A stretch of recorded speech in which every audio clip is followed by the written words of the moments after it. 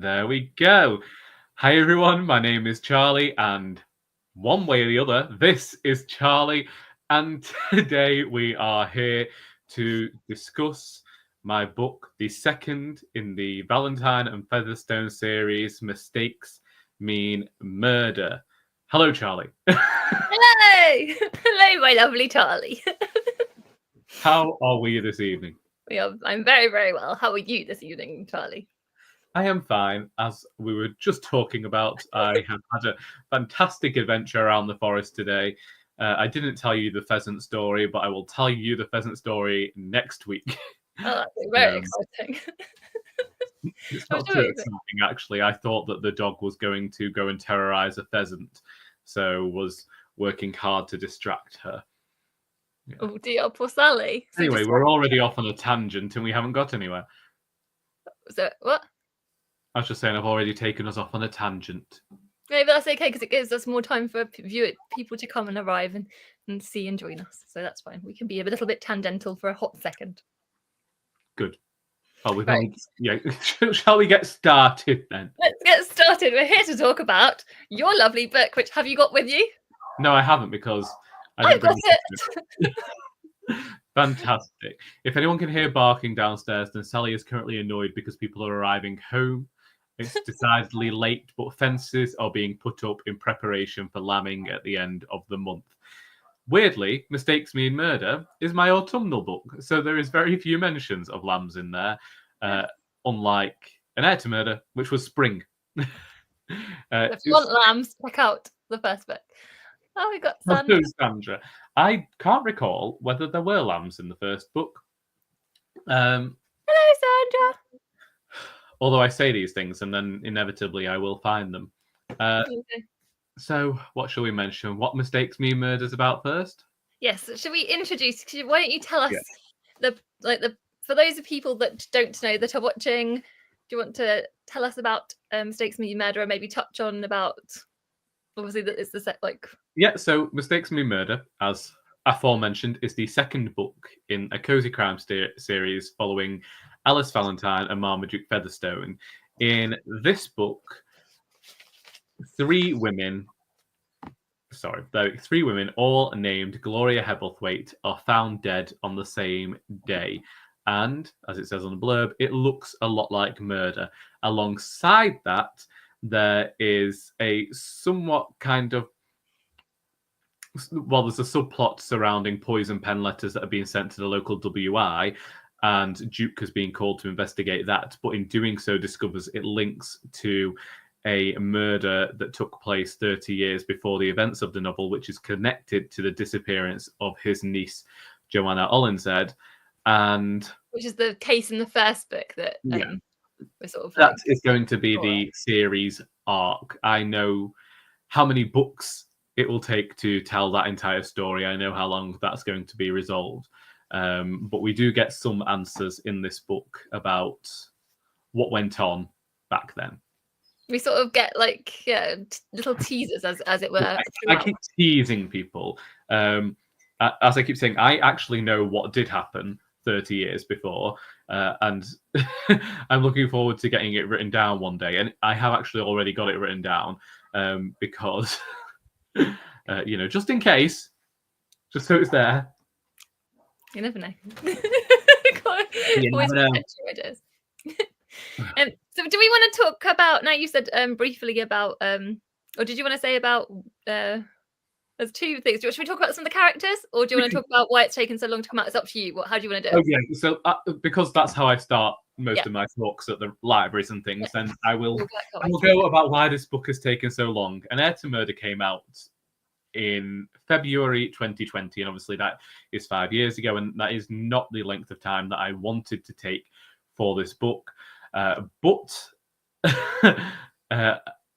after I brought An Heir to Murder out, we had a global pandemic, and so all of the events for that book got cancelled anyway, and I had to write Royally Doris, the final book in the Doris series, and that took a lot longer than I imagined it would. One of the reasons it took longer is because I know that certain things in the Doris books are going to link to the Alice books, but also I needed to round everything off with Doris, tie up all of the loose ends, get it done in a satisfactory manner. And so that came out in 2022, and I'd hoped to bring out the third Alice book in 2023. Indeed, in our live show for An Heir to Murder, where I announced the first title for this book, I believed that I would have this book finished and out in 2023. But that happened to be the year when a huge amount of terrible traumas happened within my family, some of which saw me stop writing and just, I disappeared from YouTube as well for a lot of that time. So I ended up releasing a poetry collection instead. And then last year, I got the book finished. I had beta readers read it. I had an editor work on it. And I was going to try and get the book out in November, but I decided not to rush anything. It's a bit of a hectic time around Christmas anyway. So I decided we'd just do it on the 5th year anniversary, even though I'd hoped that on the 5th year anniversary, I would be unveiling everything that happened over that 5 years and all 5 books would have been out. But you know what? It's like all the best things are never rushed. So I think you've done, honestly, this book is definitely worth the wait. I've read the book and I've loved it, and I definitely feel like it's worth the wait. Like, you've done a brilliant job with it. That's very kind. I decided what I would earlier this year, not earlier this year, that's a lie. I've lied to you already, and we aren't 10 minutes through the video. About 3 weeks ago, when I was reading Anne Cleves, I discovered that she took 6 years between 2 books once, and so I decided, well, I've not gone on for that long, and I'm still not as bad as George R. R. Martin, so we're okay. I know the books are a lot thinner, but we're okay. Maybe we'll go back to Anne Cleves, actually. Yeah. I want to touch on her when we talk about influences and stuff. What else we've said about? You said about the advancement in the Joanna Hollinshead case kind of thing, haven't you? And then, so then should we just dive into the characters? Because this is let's just go there. Let's just have a deep dive, because this is what I've been so excited for. And I know Kelly, when Kelly, I don't know if you're here now or whenever you're here, this is what we've been waiting for. My lovely friend Kelly, we were reading this together, and we just literally had the best time. So, and I know you know Charlie, because we were talking. I was messaging you, being like, when me and Kelly had any questions, I was like messaging Charlie, and Charlie, this is the best thing about being best friends with the author. You can ask me the questions whenever you feel like it, yes. But it's hard, because then, like, obviously, especially because you guys know that me and Charlie FaceTime every Tuesday. So sometimes I would be FaceTiming him, telling him, like, because you'd ask, wouldn't you, where I've got up to, and I'd be like, I was be talking to you about it, but then I'd be like, I can't look at your face because I don't want to see the reason I was asking where you were was simply because you would regularly you'd be sharing your theories with me, and I was thinking, well, what's caused you to think this way? Yeah. And then also, like, you would be really good. One of the good things that Charlie did was, like, when I was getting to a bit where me and Kelly were wondering whether to read 2 chapters that day or 3 chapters, Charlie was like, no, hold on, 2 chapters today. So it was really handy, to be fair. Yeah. Well, it was also because I knew what chapter you were going to be ending on one day, and I looked at it and I said, no, you. I know, yeah. That was really handy, though. I was glad that you did that. And I know Kelly felt the same after we'd got to that bit. So, characters. So obviously we're back with Alice, Duke, and Jez. Alice and Duke obviously being the main 2 detectives, and obviously we had sort of Jez really more strongly came into the mix as well. But in this book as well, especially, like, me and Kelly, I'm going to speak on behalf of Kelly as I speak about this. We noticed the real development in their, like, you can see the development in their relationships with each other, and you really feel like how their friendship has progressed. Like, was that intentional? Like, how did you go about that? And well, one of the things that really helped me was deciding to set this book 18 months after the first. So it was me cheating as a writer, really, so that I didn't have to do all that thing of showing how their relationships were going to develop. 18 months later, these relationships have now developed to the point that they're at in this book. But even then, I think you get to see Jez still isn't too comfortable when he's being sarcastic. He does it so sparingly in this book. He sort of holds himself back a little bit. Whereas Alice and Duke are always going at it. Yeah. Jez will throw in the odd comment, but he doesn't do it too often. Sort of like, almost like drop the thing and then just yeah. And yeah, so it was simply that it's been 18 months now. With the first book, having read the first book quite a few times by the point that I was writing the second one, one of the things I was very aware of as well was that when Alice and Duke meet in the first book, they're both struggling with different types of grief. He's held on to grief for nearly 30 years at this point. She's got a very new grief. And so they're both at loggerheads because of that. Whereas she agreed at the end of the last book that she was going to help him. So there's now become a bit of a camaraderie. I mean, that doesn't mean I'm not going to test it in future. And I think, maybe towards the end of this book, you can kind of hint that there might be a bit more of a difficulty coming their way. But at the moment in this book, they're more they friendly. really do lean on each other, and especially and at some points, obviously, which is obviously spoiler free, there is a very much literal leaning on each other. Oh yeah, there are a couple of moments in here where he'd definitely taken on like a guardian, almost grandfatherly figure for her, at least twice in the book. Anyway, I just love that because, like you said, with the banter between the three of them, we both of us really noticed that the developments and those those intricate things, because obviously I've got a comment here about where is it? So the shifts and changes in the relationships, and obviously you can I've got it here about how they you can truly see, one of the things that Kelly said was you can truly see how much these characters mean to each other.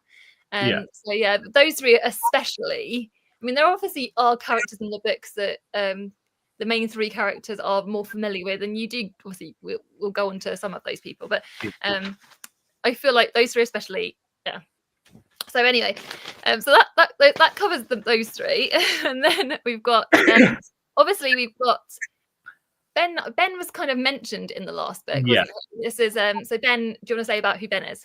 So Ben is Jez's husband, and we only get him referenced in An Heir to Murder due to some evidence that might have been found, and it gets given to Ben to help them out. But I can't remember whether we see him in An Heir to Murder. But not sure. I don't think there's any there's any main conversation, is there? I think he is only just referenced. I don't think he shows up. But that was also a thing. I knew these characters existed and wanted to use them, but I didn't. I felt like An Heir to Murder had a lot of characters in it already. So some more of the characters we'll talk about in a minute got cut from that book. And Ben was one of them. But Ben performs as the drag queen Elaine Closure, who we get to see. We do get to see Elaine in this book. But Ben and Elaine are actually main characters in the charity shop book that I am currently writing. And that's going to be your next book that's coming out, isn't it? It is, and snorting then. And I'm excited for it. I'm so excited for the charity shop book. But when I started this book, I'd started the charity shop book, and I couldn't decide which book to work on. Part of me wanted to work on a standalone novel, which the charity shop book is, but then part of me said, from a different perspective, I really needed the second cozy crime novel out. But I also knew that Ben was a bit more important to this narrative as being a bit more irreverent. I think that there are different kinds of humor within the book. There are different kinds of characters, and I think that although Alice is incredibly sarcastic, she's also very serious, and she rushes into things. And I think that Duke can be a bit more methodical, but he's also and also can be a little bit erratic. Yeah. when Ben appeared, even he's a bit more sensible, but I don't know. He's one of I talk about Primrose. When I wrote Primrose for An Heir to Murder, I didn't plan on her becoming so significant in the story. She was always going to be a background character, and then she just kept adding herself into scenes. And the same thing happened with Ben. Well, I can't wait to talk about Primrose. I feel like we'll save her till last. I feel like I want to save her. We can leave Primrose till the end, but yeah, because Primrose is like I can't even. I can't even. I literally love Primrose. Oh look, Ben and Ben appeared. Hey, Ben appeared. Yes, not the same Ben. Ben appeared. Hello, hi Ben. Yeah. So Ben. Yeah, Ben is you can just quickly say it again in case Ben missed it. But as we know, just saying Ben is Jez's boyfriend in the book. No, he's his husband. Husband, sorry, not boyfriend. And sorry. He performs as drag queen Elaine Closure, who is known for his medley of Lisa Stansfield hits. Yes, and Ben is like in this particular book. Ben is a cool character. We loved Ben, and like he has his own copy machine. And it's quite amusing because sometimes, like Alice, you would expect to sort of more head to Jez. Jez is the detective in one of the other detectives in the book, and you'd think that Alice would head to Jez, but no, she actually goes and confides in Ben a lot more than you would think. Yeah, and sometimes I think I wondered what Jez would think about that, because what we have to remember is what went, like Jez's first scene in this book. It kind of emphasizes why maybe she headed to Ben a bit more this time around. I mean, yes. Yeah. So we said about Ben. Should we touch? Sounds rude now saying this. Should we go? What about Ryan? We're going to talk about Ryan. Should we say about Ryan? Now Ryan is a little bit of he is a cad. Yeah, he's a cad. He is a cad. He is awful. Ryan was created, basically. This is prior to my sister, who's now engaged. She was going on a few dates and things. And Ryan is a compilation of all the men who did my sister wrong and did my mother wrong. And so stories that I told about Ryan within the book are actual stories about men that both my mother and my sister went out with. Not the same men. I've just realised I'm talking like decades before my mother met my father. My mother wasn't just chaperoning my sister. So actually, the first story with Ryan and the fact that he disappeared for all those months actually did happen to my mother. She was going out with somebody. I'm talking again pre my father. And one day arrived home from a date with him, and then she didn't hear from him for 10 months. And so you literally at the very first few pages of Ryan being introduced, you immediately kind of had this dislike for him, and you just have this really you do. Immediately with myself and Kelly especially reading it, we're like, oh no, he's a bad one. I have to say I do like Ben's description of him. Frankendude. Yeah, a composite of all the terrible men that my mother and my sister. Yeah, Frankendude is a good word. So yeah, and he continues to live up to that name. And the thing is, I kept trying to give him some redeeming qualities. And they were sprinkled at the end. I feel like we get a little bit. They get sprinkled in there, but as soon as I'd sprinkle them in, he'd still do something. You want to make him punch him in the face, and not that we advocate punching people in the face. And I was just like, I'm trying to help you here, and this sounds terrible because I'm the person who wrote him. But yeah, I feel like as well because he does things. Again, I'm not trying to do spoilery things, but you're constantly he's doing things, and you're like, you want it's very he makes you suspicious behavior. Again, I don't want to say, I'm trying to be careful what I say, but he does things that you're immediately kind of like, what is going on here? There's something got off about you, apart from the explicit things that you're told that that are off. Yeah. So yeah, he's oh dear. Yeah. In fact, I did like a message I got from you about him. What? Where you just told me that you wouldn't care if I killed him off. Yeah, I think I've already did send that. It's good. This is where it's good that you've got such a good memory. I forget all the stuff that all right, see you, Ben. Thank you. Bye, Ben. Thanks for appearing. So especially at the time of Ben's, that was funny when we were talking about Ben's. So should we go to? I think we'll go to Lorelei next. Lorelei. Yes.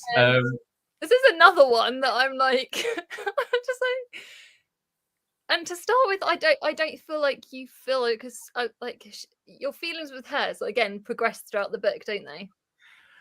So Lorelai originally appeared. She was going to be one of the first characters in An Heir to Murder. She was a character who I wrote, like I've talked about my process of writing. We'll get into more thoroughly later, but I generally will write pieces of dialogue between characters. And so I had dialogue written between Lorelai and Alice that was supposed to be the first book. And one of the main things that's shown up in the two books is that Alice still hasn't sorted out her darn front door. And that caused us concern. That caused me and Kelly concern. And there is actually a scene in. Is it in this book where Alice is in the bath and Jez shows up? There's a scene when Lorelai just invites herself in. Oh, maybe it did make it into this book then. Either way, there is a scene with the bath. No, that scene is in this book. The scene I wrote in particular that I gave to a different character because. Jez does appear in the bathroom. You're right. Well, anyway, at some point, a scene that was supposed to be Lorelai got changed to Jez, so it might have been the first book instead of this one. No, it's this book. This book is. No, I don't think it was the bath, though, is what I'm saying. Oh, okay, no. I remembered the bath, but I do think that was always Jez. Either way. Yeah, so Lorelai was supposed to be in An Heir to Murder. Didn't make it, but I knew that she definitely had to be in this book because I needed Alice to have some female friends. I felt like she was, she had her mother, but she was surrounding herself with like these men, and I just felt like we definitely need Alice to have more female contemporaries. And then it just happened that one of the awful things that, actually, it happens to more women, more people than you'll know when they're going out with someone, and the excuse they'll use is saying they still have feelings for their ex, which gets brought up. And so that was an easy way for me to bring Lorelai into the story, and Lorelai also is Ryan's ex as well, and to give her a connection to Alice that would ultimately see them being able to be friends. That's also one of the reasons that I had Lorelai go to school with Alice, and why I had, Alice hasn't seen a lot of people since she went away for university. She decided she didn't want to know anyone, and so she's coming back to town and she's reacquainting herself with people. And also, I guess, did that work in sense because you could still sense the distance between the two characters as they're talking. So, and you did feel that, like, in the sense of you knew they had history, you could feel the history, but like they weren't like super close. Yeah. So again, I think it's just one of those things where I was introducing new characters, and I couldn't all have them becoming firm friends immediately, especially not the way that Alice behaves with folk. And also, I will admit, this is the only book that I've ever written where every single one of the characters I wrote a plot for at one point where they could have been the killer. So there is a plan where any of the new characters you meet in this book, all of them, but not Ben. Apart from Ben, Ben never had it written down that we were a little bit suspicious of Ben at one hot point.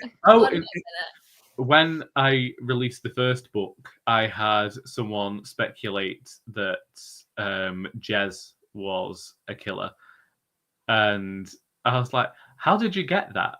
And they said, "Oh, well," they gave me all these examples, and I thought I'd never even recognized that I was doing that. But I thought, if you found the behavior suspicious, that's on you, not on me. Perfectly fine.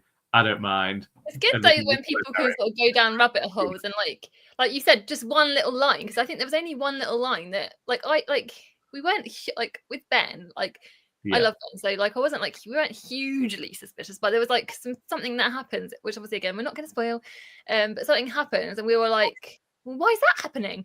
And then it was like, because of that one little line or that one little bit, then immediately your brain goes off in 1,000 different directions. And actually, there was a simple. Can I say that? I don't know, because you said Ben's not. You said Ben's not. So you can say that. Yeah. So obviously, Ben isn't the killer, obviously. But then you find out there's an explanation for that particular thing. Yeah, well, we can say that Ben's not the killer because it would make the next book the charity shop book incredibly awkward. Oh yeah, because you said it's in the both the charity shop book and this book are set at the same time.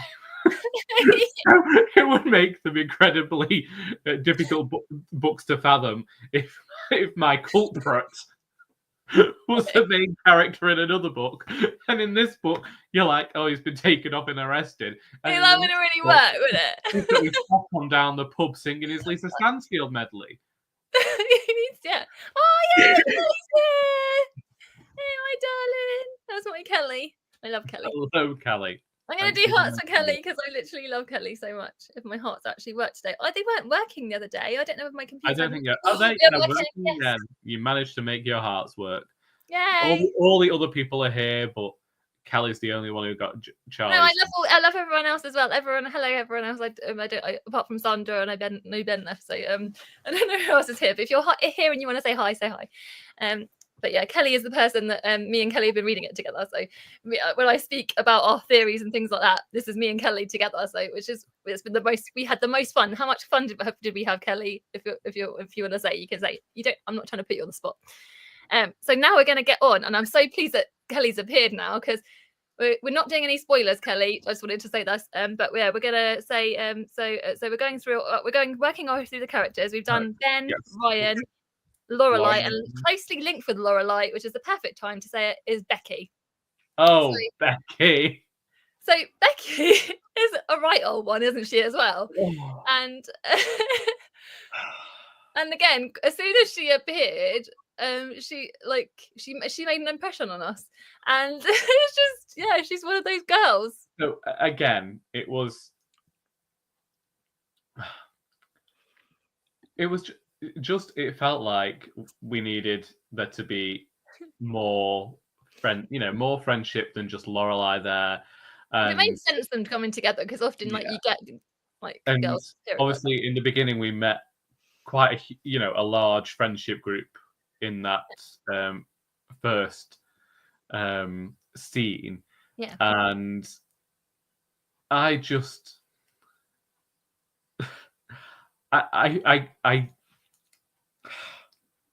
I'm going to say this, and I'm just hoping, like, my sister's read this book now, so she knows that a lot of her has ended up in this book. And a lot of people who know me know I steal from them for my book, so we're okay. But I did base a character like me. I did base Becky on a friend of my sister's who is like the stereotypical mother hen of the group. The one who kind of like takes charge, is making sure everybody's okay. She's not drinking because she knows she's going to have to hold somebody's hair later, that sort of thing. Organized. And so that's where Becky came from. And also, she has a sort of unlikableness to her as well, and maybe like you feel like she's the kind of kid that you can imagine have been picked on. Like, I mean this in the nicest way. Oh yeah, definitely. She definitely. You think that in the past maybe she got bullied, and now she's got all these friends around her. She's incredibly protective of that friendship group because she feels like she finally fits in. Yeah, I'd definitely say that for Becky. She does have like these socially awkward, I would say. Like, definitely. Like a little bit. Like, But also, I think it was something, and I never like to be the person who like analyzes all my own work or like tries to make it out to be more highbrow than it is. But I did recognize that there was a lot in here in this book about female relationships, be they mother-daughter relationships or friendships between women. The dynamics. The various dynamics. It was a book that is hugely about the way that the relationships between women. And so as soon as I realized that, Becky gained more prominence in the story. Yeah, definitely. So yeah, that's where Becky came from. You did such a great job with it between the girls, and like all these little lines that happened that like you said, between the friendships. I thought again, it's something that me and Kelly, we love your dialogue that you have between them.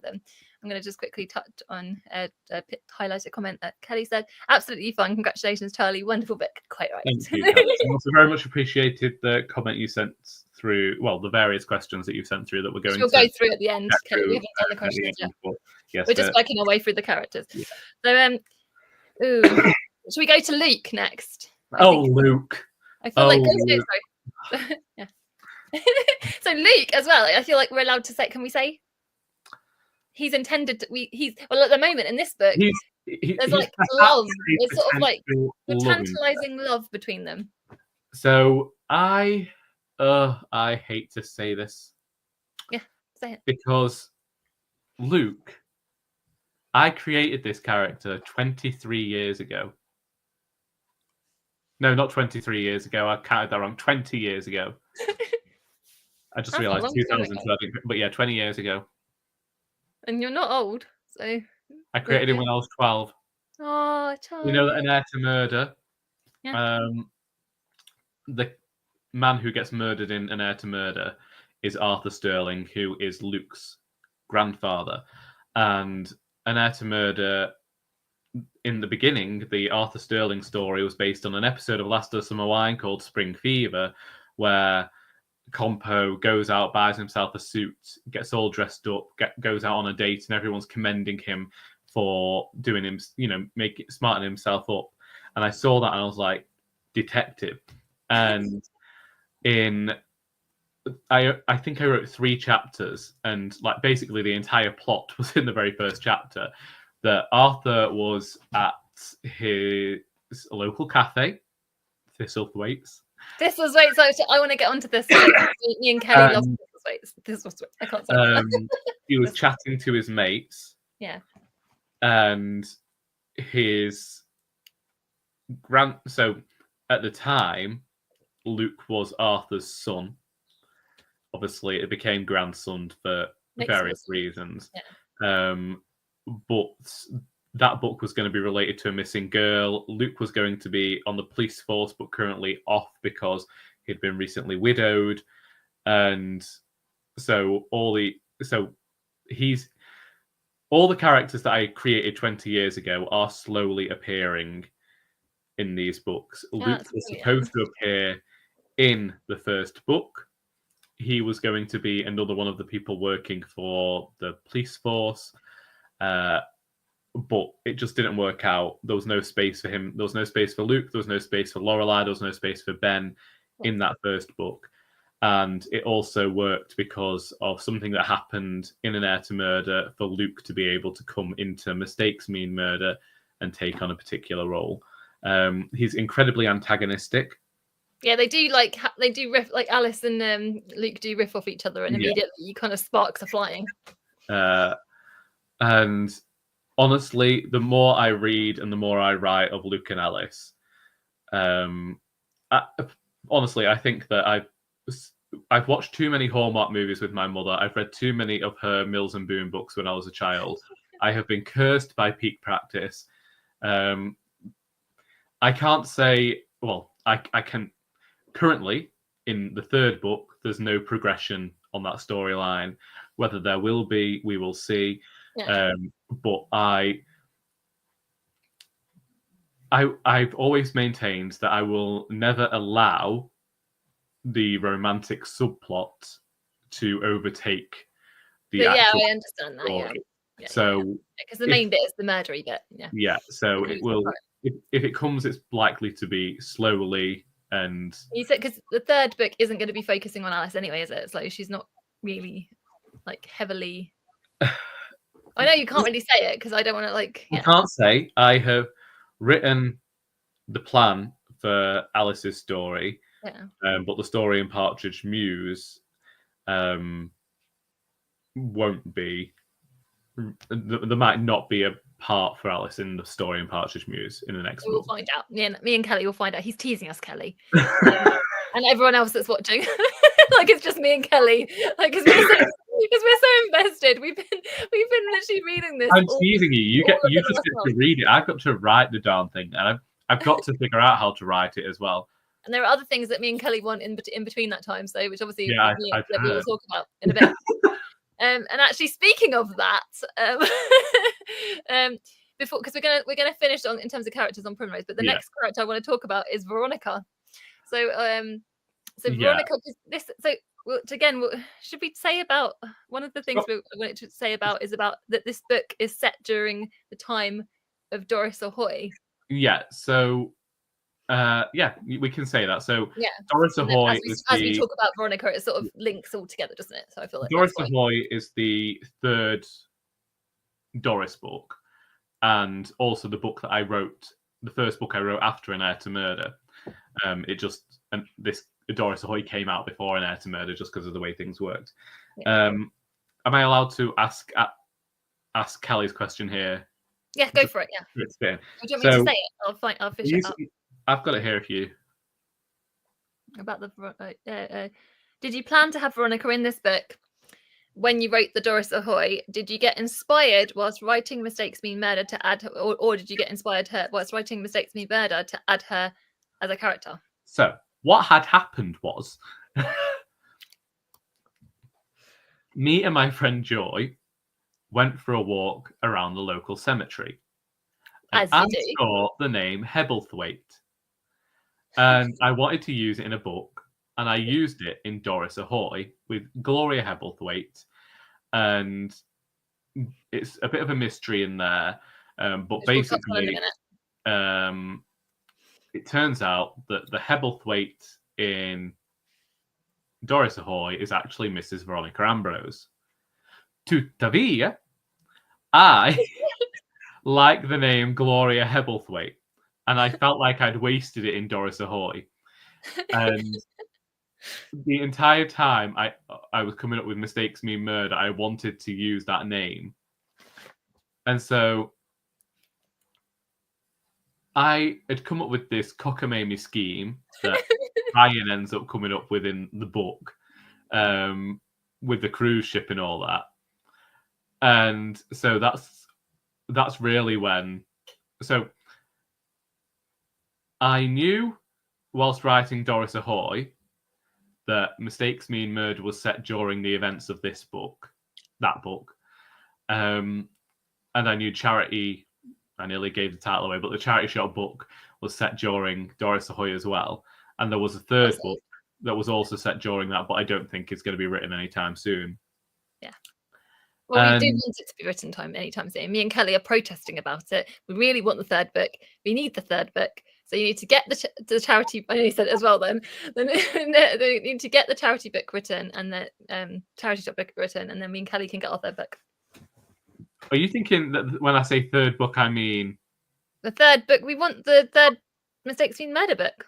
Oh yeah, no, that's not the book I was talking about. Oh, okay, sorry. Yeah, that's not the book I was talking about.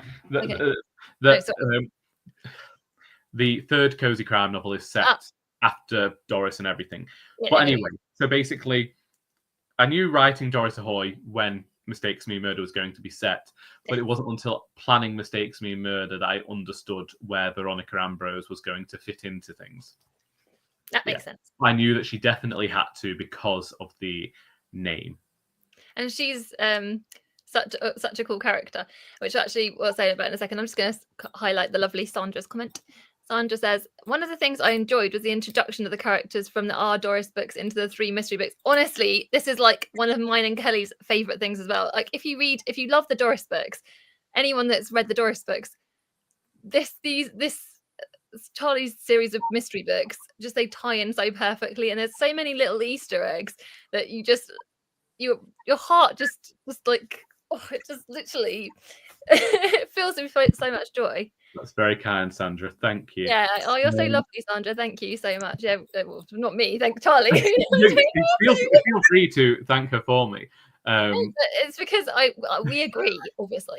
So anyway, back to Veronica slightly, only because we've got me and I don't know, Sandra. Would you agree when I say it to you? Me and the lovely Kelly, we are desperate to have like a short story between we want Duke and Mum Duke and Veronica to go on the date. And specifically like maybe a potentially a romance with them. I know you're not like that keen on the romancey things, but we want them to meet, we want them to go on a date, we want like a short story between Veronica and Duke, because we feel like sparks would fly and we just feel like it's got to happen. Okay, well, Veronica is currently on a cruise ship. Yes, I know. And we know from Doris Ahoy that she's leaving the cruise ship to do a bit of treatment. Yes. But maybe once we've got all these mysteries out of the way, there could be a little bit of a nice, gentle story where Veronica and Duke have some sort of dalliance somewhere. We need it. We need them to meet. We need a short story with them together on this cozy little date. Like, I'd love it actually if Veronica does come to Partridge Mews. Yeah, I was just thinking that I'm not sure that Veronica could cope with Thistlethwaites. Maybe not. She's a bit Well, glam. actually, to be fair, Thistlethwaites is in Rensley anyway, but she's a bit, yeah, but which is a posher bit, but she is a bit more glam. So but oh gosh, they can go to the Harrington. Maybe. Nobody knows that unless people have read Royal Lee Doris. Nobody knows what I'm talking about. They think of the very niche reference. Either which way, like I've known this town for about 15 years. I know this town inside and out. You do, but we do. We want the date. So yeah, and Sandra agrees. I'll think about it. They would make a lovely couple. Duke needs love. Yes. I mean, you've heard about his past relationships.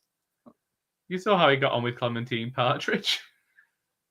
But I just think that they would be like, you can imagine them like the little flirtation and like have a nice afternoon tea, or like, I don't know. Anyway, I agree with you. So yeah, this is what we want. We all want it. So there you go.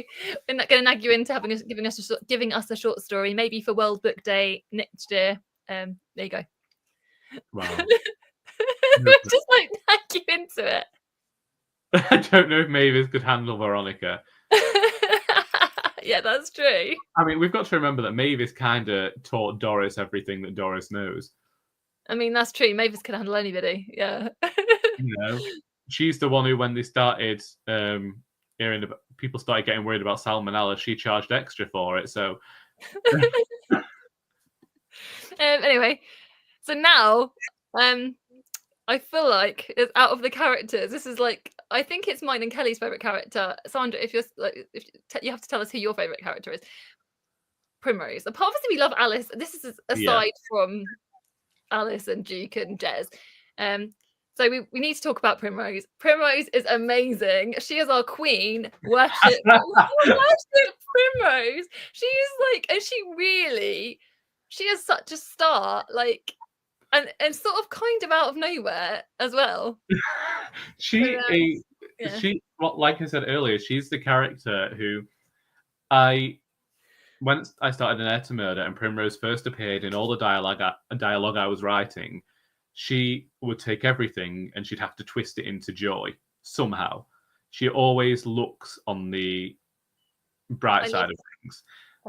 That's just who Primrose is. I've never written a character like her before, and it's just what she does in every situation. There is one moment in this book where she's not looking on the bright side of things. And there are reasons for that you'll get answers for within the book.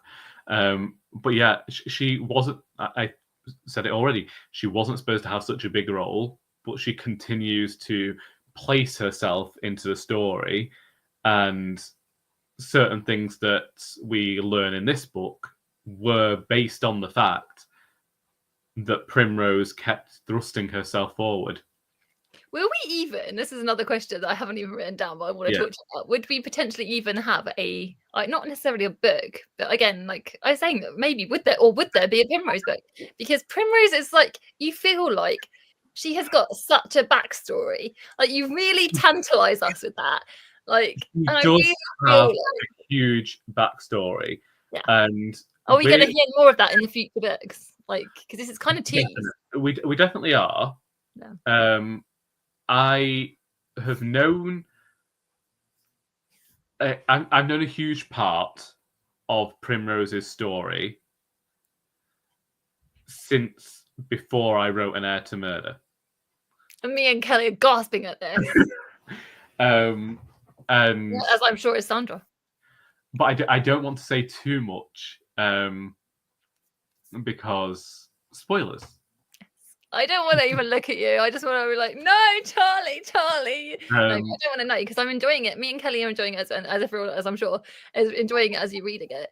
But so yeah, so Sandra said that her favorite characters are Duke and Alice, but also Jez appeals to. I understand that. Yeah. Like Duke and Alice, like I feel like obviously, like we love them with our whole hearts, and like myself and Kelly are hugely protective of all of the characters in this book. Like I'm sure Kelly would say that, wouldn't you, Kelly?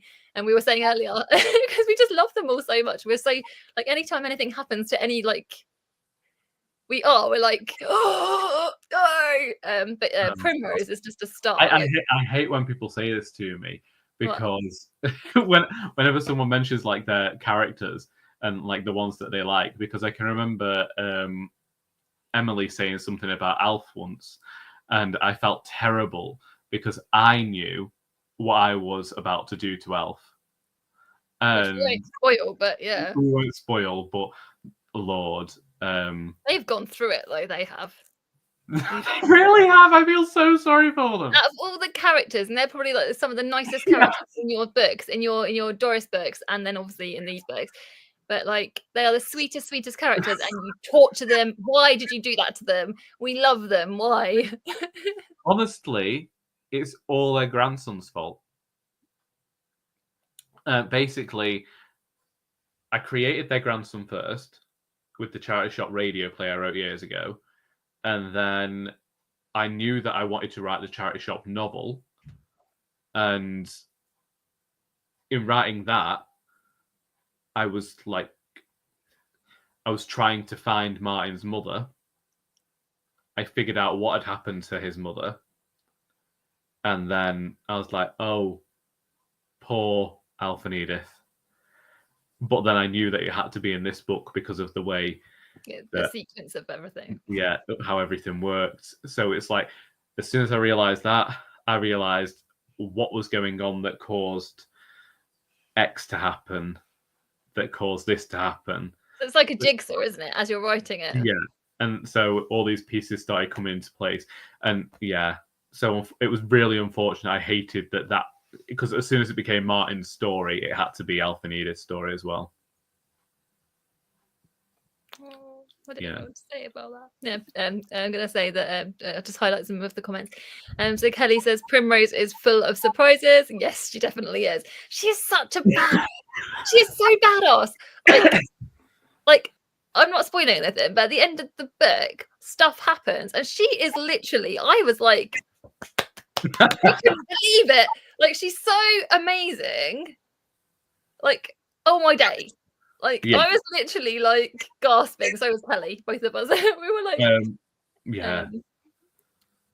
So we don't like spoilers. We don't like spoilers, do we, Kelly? And I don't suppose many people do either. There's lots of years of planning and thinking about characters going to writing books. I mean, well, yeah, 100%. Yeah. You have so many like notebooks and things, don't you? With it all. Oh yeah, no, like it's again, this is something that Joy from the Writers Group says to me all the time. She doesn't understand how I keep it all in my head, and sometimes I'm like, neither do I. And sometimes it'll be, I'll think I've not thought about this yet, and I'll go back to an old notebook and I'll find that I have already written a solution to a problem that I'm having, or I've written the answer to something. And it would happen during the writing of this book where I'd like be stuck in a plot hole and I'd go and read my notebooks again to see what I'd written. I'd be like, oh, this is how I said this was going to work out. Yeah. Yes. Sometimes I have a rant, and I understand Charlie hates life is like that, hurt and suffering and stuff. Yeah, it's 100%. Yeah, that is perhaps also why Mistakes Me Murder is a bit darker than my other books. I think this time around I perhaps balanced it out a bit more. And again, like it was in the other book. One of the topics I've written down on one of my notes is about how you balance the darker moments with humor. So do you want to talk about that and how you do, because this is a theme I would say throughout your writing, even with your poetry actually. Yeah. You have there's a lot of dark stuff that happens throughout, and there's always a level of humor that goes with that. Well, it's something I've always said to you is that whenever it's just the way that we seem to live our lives in my family is that you, like, if you're going through any sort of tragedy or anything bad, you don't want a Heathcote immediately. You want us 3 or 4 weeks down the line when we're going to be able to joke about it. And unfortunately, as I say, we had like quite a few family tragedies over the last 2 years, and I didn't realize it impacted the right. Well, I knew that it was going to, but I didn't realize how it had until I was reading it back. And it was just one of the things that happened made me recognize that maybe certain things were a bit more serious than I'd ever let them be in the books, because I feel like I'd not kept them at arm's length, but I'd never really gone into like the emotional stuff about them. And this going on kind of changed the way that I was writing about that. But I knew at the end of the day, one of the ways that I've always dealt with things has been with humor. It's always been like a bit like Primrose is, making light of a situation. And I think with this one, I just became more aware of when something could be funny, but when to allow something to be. And you give it room and breathe, like room to breathe. Exactly. Yeah. But you 100% do that. You balance both them out, and there are moments, like you said, where like Alice, or like for example, Alice is having, because obviously she's still grieving for her auntie and stuff. Yeah. And there's actual trauma moments that obviously, again, no spoilers, that so things that happen in this book flash her back to those traumatic moments. And you don't shy away from it at all. I definitely don't think you do, but again, there are always people around her that are full of love, and I feel like to help guide her through it, and you just deal with it. You balance it perfectly. It's something that and like me and Kelly talked about a lot, and we just love in your writing that how you can convey grief and love and trauma, and I write about grief a lot. Obviously, Royally Doris, especially, oh Christ, is a great example. It's a great example of that. Which is obviously that Royally Doris is like one of my favorite books. It is my favorite book out of the Doris series. I wrote that damn thing and it still upsets me. Yeah, it does. It made me cry. I couldn't read it now. I couldn't, honestly. Obviously in the future, but not. Yeah.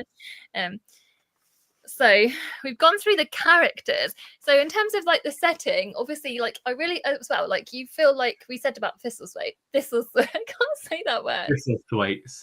There's a real sense of community in this book and a sense of place. And so like again, like how because you, like you said, you've known the world for years. Like obviously it's like ingrained in your head. Does that help? I think it comes from like my watching of sitcoms, and they've always been what's inspired me.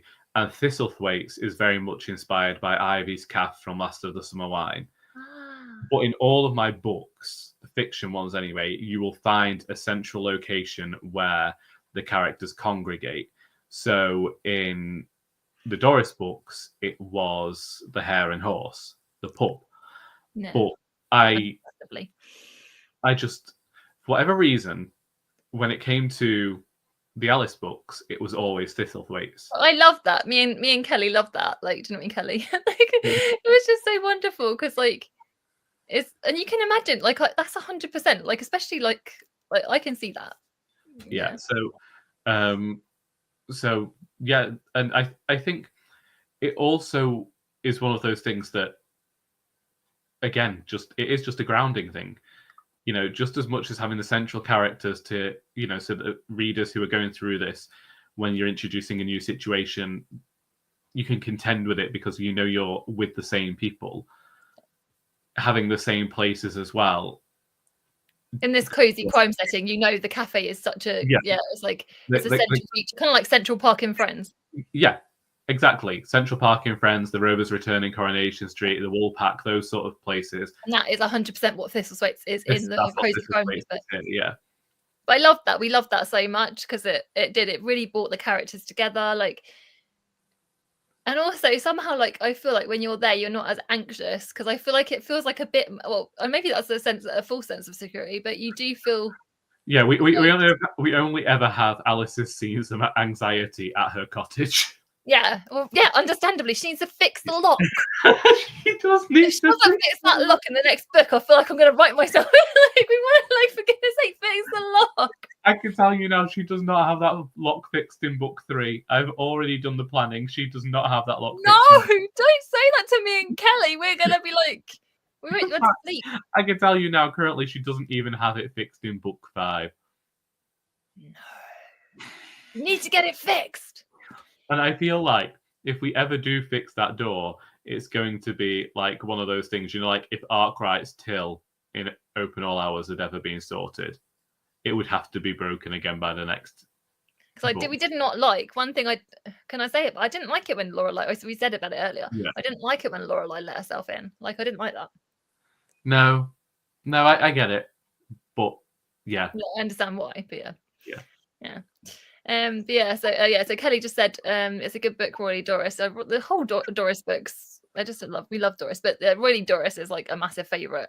Like, we just literally, I think I read that with Kelly actually as well. Actually, did we read that together, Kelly, as well? Well, I don't know, because was I proofreading it? I might have proofread that. No, you did. You beta read that for me with Emily. Oh yeah, so maybe not then. Maybe did I reread it with? I don't remember. You could have done, because we did reread them all at the start of 2023. I can't remember. Kelly might say that. If not, I feel like I do anyway. I only ever want to read your Charlie books with Kelly, just because it's so much fun.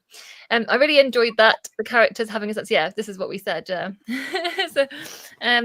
yeah, we kind of just you touched on it, saying about like some of the sitcoms you watched. I wanted to just talk to you about your other inspirations, like in terms of. Actually, before we get onto inspirations, like, I've got a question here that I've written down. And we're going to get to your questions. You done did wrote in this little. I'm tired, Charlie. I was already tired before I started this. That's the classic Charlie. So I put, how was the experience of writing the second book compared to the first? And then also in terms of what are the differences in writing a crime series to say like the Doris series and stuff? Hated it. 100% do not recommend. Really? No. Everyone talks about the difficult second book. Yeah. Indisputably, Doris was incredibly difficult. The reason that was difficult was because our Doris had been so successful. Yeah. In terms of Mistakes Mean Murder, I had the opposite problem, where because of everything that had gone on, nobody really knew an heir to murder. So I was writing the sequel to a book that, whilst I'd got good reviews for it, I didn't really know how it was going to be received or whether it was even wanted. And I chose to really complicate things for myself because I want myself. I've been rubbing. This is where you've had too much joy, Charlie. I apologise for this, Charlie. I chose to complicate things for myself because I wanted to relate it a bit to like Agatha Christie, who would have these very complex mysteries. And so 3 Gloria Hebblethwaites, like cases of mistaken identity, all of that. And so it became this huge, difficult beast to contend with. But ultimately, on a like writing and a craft level, I'm really glad for all of the work that I put in and all the help I received. And it's just a brilliant book. Well, I had the most fun reading it. Like, me and Kelly, as we were reading it, literally we had the most fun. And you know, Charlie, when I'm having fun with something, because like I was like messaging you every 5 minutes as well, being like, like as well. So like it's so like as well, because you see the progression from the first. Again, you can see the progression from the first books that you've had with the cozy crime, and like I know for a fact, because you tell me all the time, like how much more crime you've read. Kind of like, which we'll talk again about inspirations in a bit, but I feel like that a lot of the work you put in, which I know, I feel like you can definitely see that in this book, and maybe that's partly because the progression of the characters, which we know you're so good at, and then but the story as well. It's just it's so good. Everyone has to read it. It's just so good. Well, I've been incredibly lucky that this book has been my most successful in a decade, so hopefully people will read it. I feel like if you love the Doris books, then you need the cozy crime books, and then if you've loved the cozy crime books, you need to go back and read the Doris books, because again, it's like it's just a whole world of brilliance. You get to read Alice before Alice was a proper character in the first Doris book. If you go to the monologue Quinoa, available to listen to on YouTube, then you get to meet Alice before Alice really had a character. Yeah, and I remember you telling me that because I'd gone back and did that when we did the first book. So it really thrills me to go back and listen to that and read that, because Alice isn't sarcastic yet. And originally she wasn't going to be this sarcastic character. It was only when I killed off Arthur Sterling and I killed off her Auntie Magdalena, I was like, oh, now I know who you are. I just got to give you some trauma. That's what you do to everybody. All That's what I do to all my characters. If you're going to be one of my characters you love the most, I would say. Yeah, well, they're the only ones getting books, aren't they? I mean, yeah, that's true. So what have I got written here? Yeah, so again, inspirations. That's the thing. So Red Riding Hood. Pardon? Red Riding Hood. That's not even me being flippant. That's not me having a joke. Yeah. And I can't say properly for why. But think about grandmother is in the bed, but it's not the grandmother, it's the wolf. Oh, I see what you're saying. Yeah. And so the grandchild coming and and so that whole thing, it didn't quite go the way that it was going to go in my plan. But if it had, you might have had different opinions of Ryan then. But so Red Riding Hood. It was a moment, actually. Yeah. Because there's so many things I want to talk about. I want to talk about it Tuesday. This is where I get like behind the scenes, like spoilers. But also, so Red Riding Hood for the big bad wolf grandmother sort of situation. Agatha Christie, I've already mentioned. The humor, the whole thing of having a regular cast of characters and all that is really Last of the Summer Wine. We know that a lot of my inspiration is actually from sitcoms as opposed to books when it comes to my own writing. But like you said, you had done a lot of especially between the first book and the second book, you'd read a lot of more like crimey books. Would you say? Oh yeah, so not a lot, yeah. So like book wise as well, like I think Kate Atkinson with the Jackson Brodie, I'd also read between the first book and the second book, so that might have inspired me. It certainly inspired how I'm going about the third book, as has Anne Cleves with The Crow Trap for the third book, because that one might have more perspectives than the first two, and I needed to figure out how to handle it, and that's often how I'll do stuff, see how other writers have done it and try and figure out how I want to do that for myself. That is perfectly fine, Brian. If folk didn't know, Brian was one of my beta readers and was a huge help in actually getting the book edited and in the shape that it is in now. We love Brian. Just go through Kelly said, sorry, I meant Doris Ahoy, but really Doris is excellent. Like, we love all of Charlie's books. Like, yeah, me and Kelly massively stan your books. Yeah, I got asked that question on Monday, which is my favorite book, and I was like, I think I even said it to you as well. Sorry. Yeah. Thank you, Sandra. I'm glad that it was a fun read for you as well. So what was your answer? I know what your answer is. What was your answer to what's your favorite book that you've read? Well, I got it wrong. They didn't ask me what my favorite book was. They asked me, did I think that this was my best book? Oh, sorry. And I asked them what they meant by best, and so they said, was it my favorite? And in the past, I've always said the one I'm currently writing is my favorite, but I have still never got over Royally Doris. Oh, I love Royally Doris. I have such a book hangover that when I think about the fact that that book was finished 3 years ago and released nearly 3 years ago, it doesn't seem like that, because I'm still haunted by the middle section of that book. I am never going to forget February. I read it twice, because obviously I beta read it and then I read it again and I cried just as much. Yeah, was it February? I think it must have been February 2021. I can remember it being a February anyway, when I was writing that section of the book, and I depressed myself for an entire month and basically disappeared. I remember that, and then it was after that time. Like I remember when I had gone back and then read. It's so funny, isn't it? Because it's like, Yes. it's like I don't know what's happening in your books as you're writing, and it's like I can then like it's like putting the puzzle pieces in my head. I'm like, oh, that makes sense. Yeah, 'Cause you'll this say is little why bits- Charlie was depressed for 2 months. Because you'll say little bits to me about like you're like you won't because you never spoil your books to Yeah. me, which I'm like bit, not that I can remember anyway, because sometimes you might say some things and I'll forget. But yeah.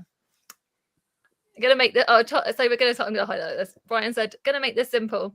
Everyone should buy and read this book. 100%. It's like such a great book. I quite agree.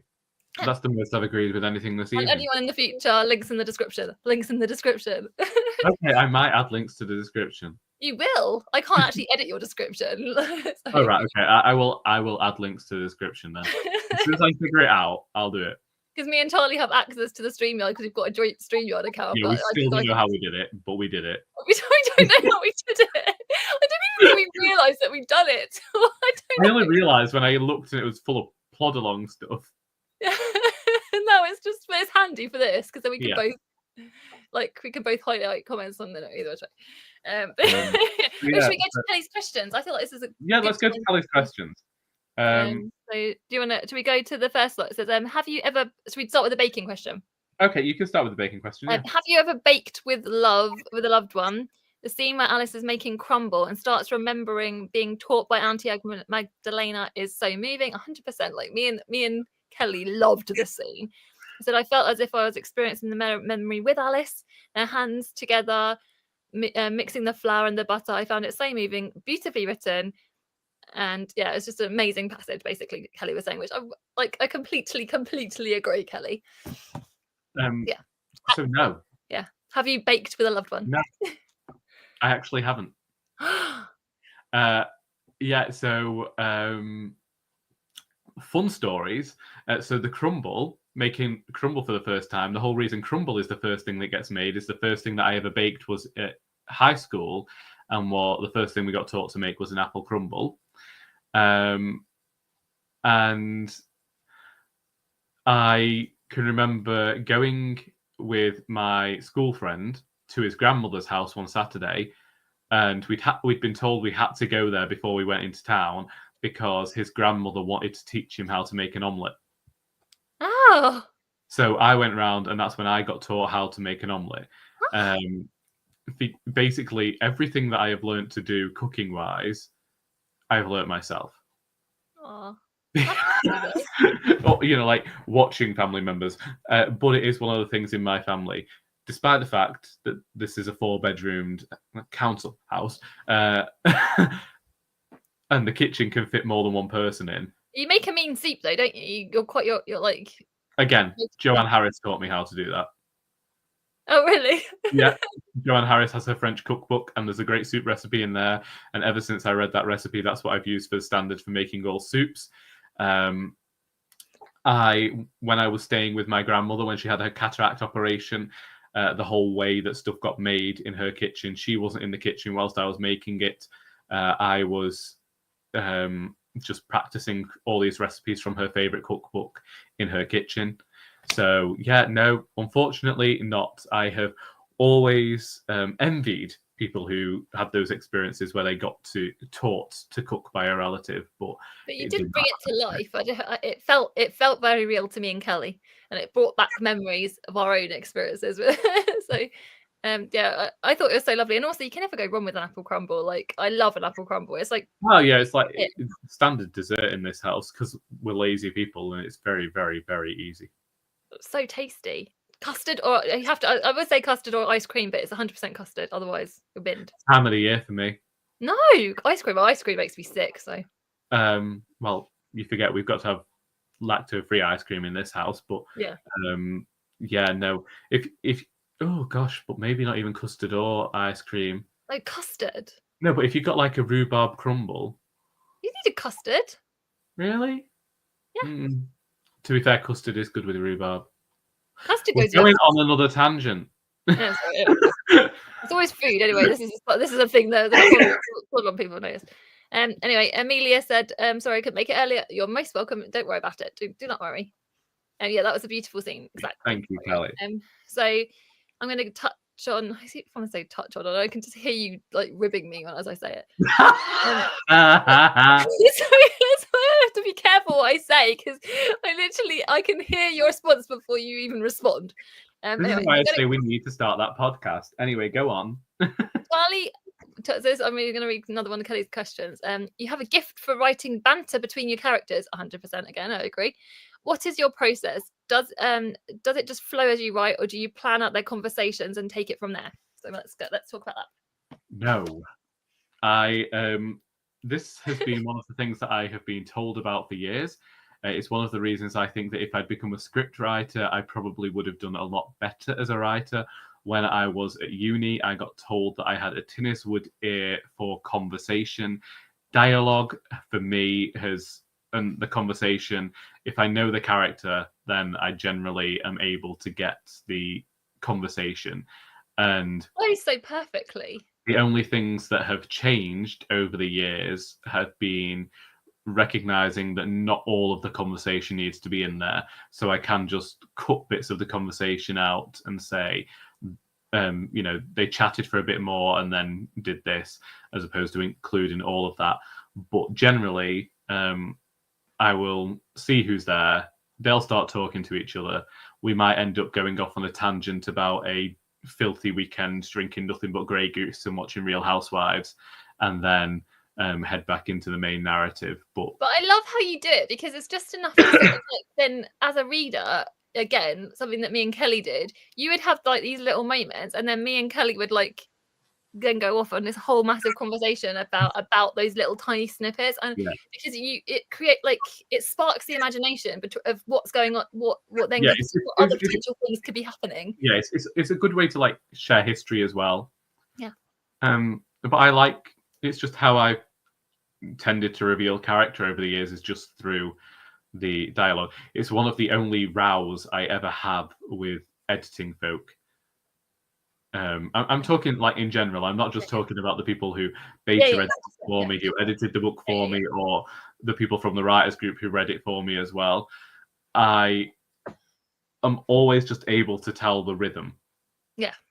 And so of the words and I'll even argue with Microsoft Word when it tells me to put a word in, like, no, that word isn't there because there's a rhythm here. So just stop. Leave me alone, Microsoft Word.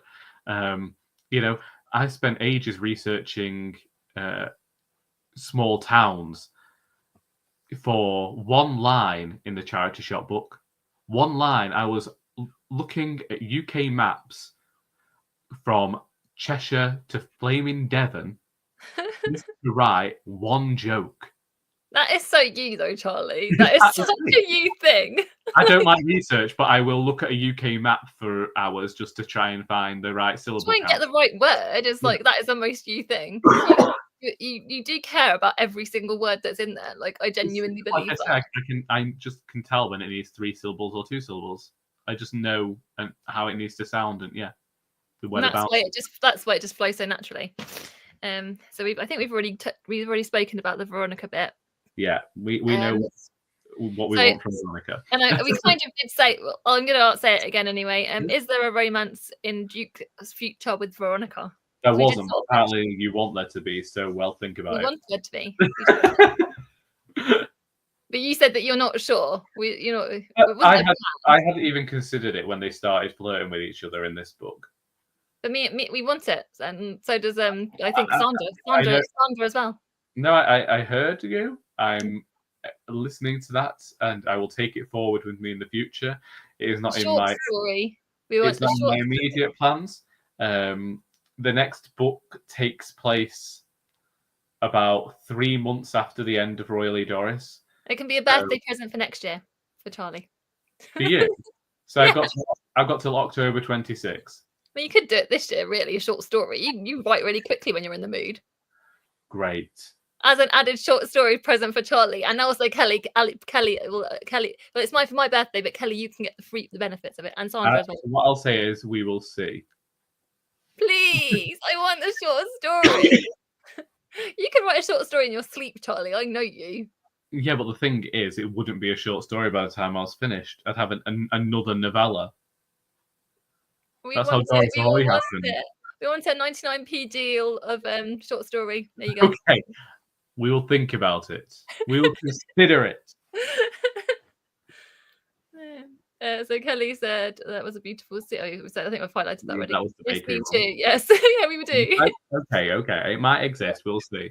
We're not into mysteries apart from Sherlock Holmes, but I enjoyed Ned to Murders. That's proof that Charlie is a great writer. Quite right. Thank you very muchly indeed. And oh, here we go. I'm not sure whether you can answer this. Do you think Duke has hope that Joanna is alive? I think that Duke definitely has hope because Duke doesn't have answers. Yeah. And I won't say any more than that. I think it's best that I don't. Yeah. We know that there is one death that has definitely happened in the past, maybe more than that. We don't know. She hasn't been seen since, has she? So she hasn't been seen since. We've not heard anything. I know what's going on. I know what's happened, but and there's also these gripping kind of moments at the beginning and the end of the book, which again I want to talk about these on Tuesday, but yeah. I think if Duke had given up hope, then the stories wouldn't be happening anyway. I think that he just left all those newspaper articles in his shed, but he definitely wants answers either which way, regardless of whether she's alive or whatever. Like, I think once he gets his answers, he's not going to stop until he can't. It makes you feel like he's not going to stop until he gets them. Yeah.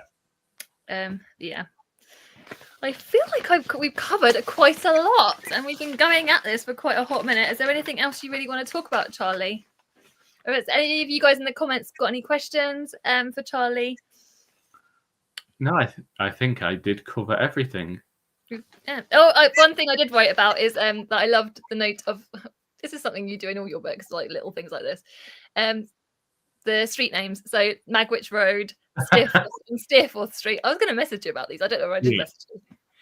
But yeah, because I was like, these little Dickens references. I have to be quite honest with this one though. Yeah.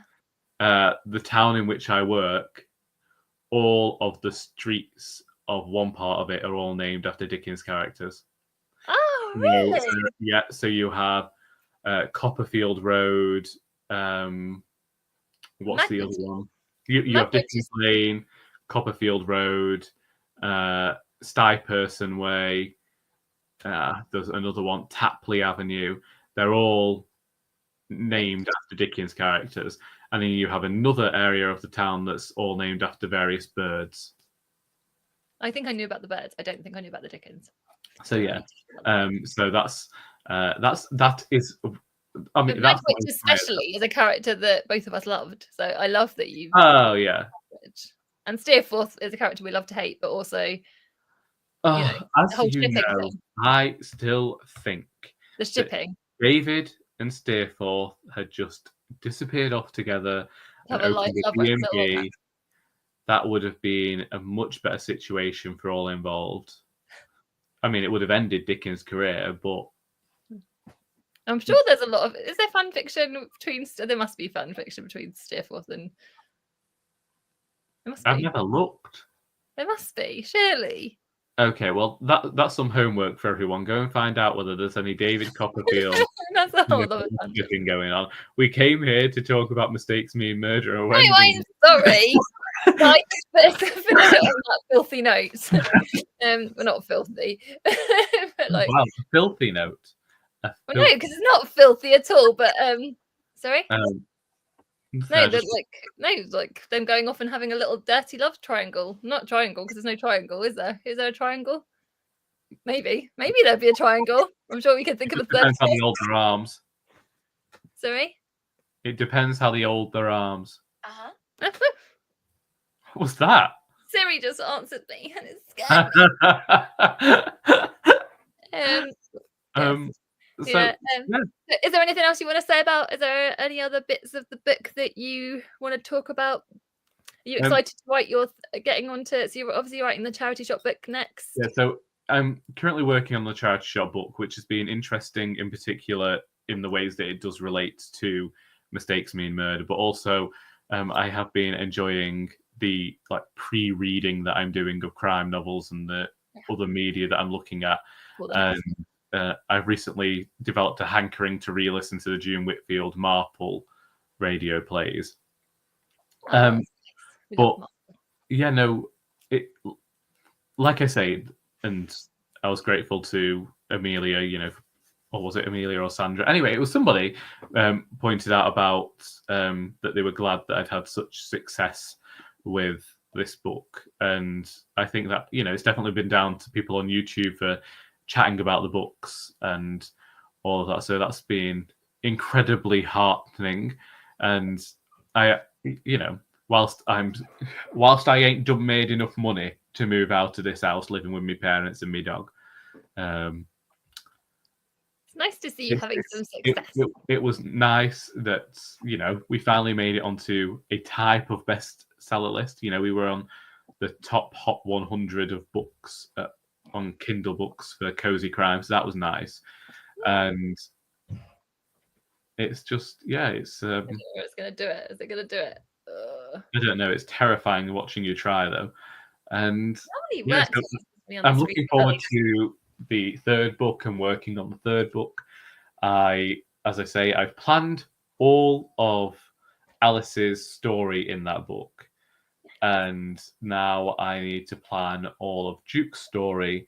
And then the secret third perspective that if you've read Mistakes Mean Murder, then you know who that is. And in that perspective, we're going back 30 years.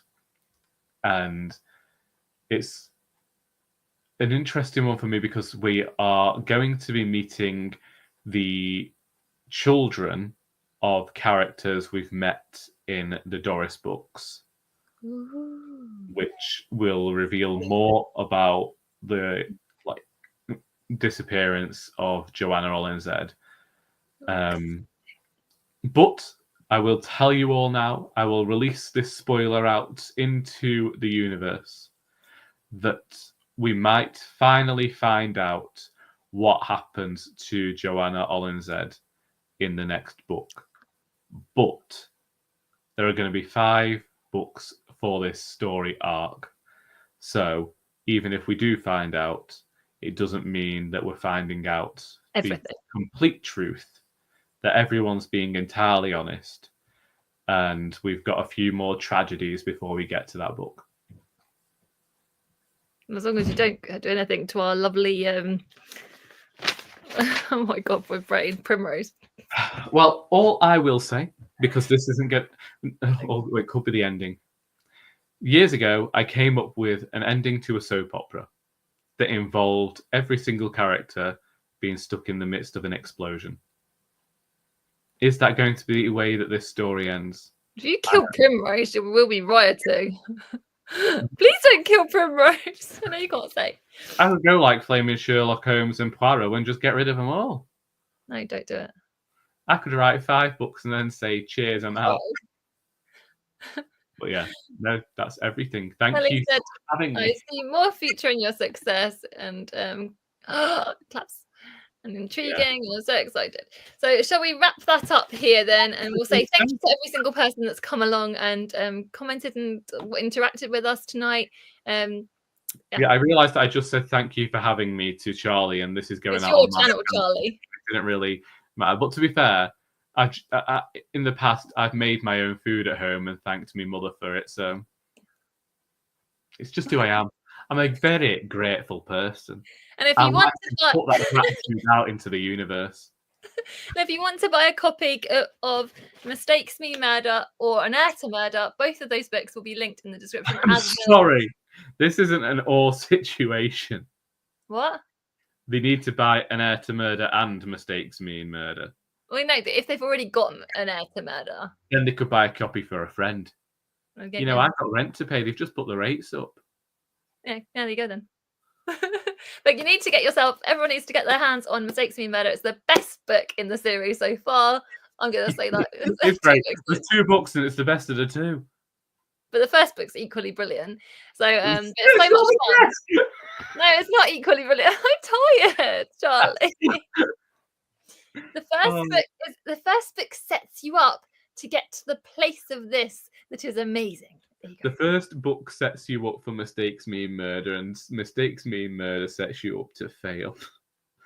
It doesn't set you up to fail. There's nothing. It's brilliant. Everyone needs to read this book. Read this book, and also then go and read the Doris books. Go buy all of Charlie's books. We're just gonna buy the few friends. Thank you all for coming. I am going to beggar off and make myself a cup of tea, and I hope you are all going to do the same. It has been fantastic talking to you, Charlie.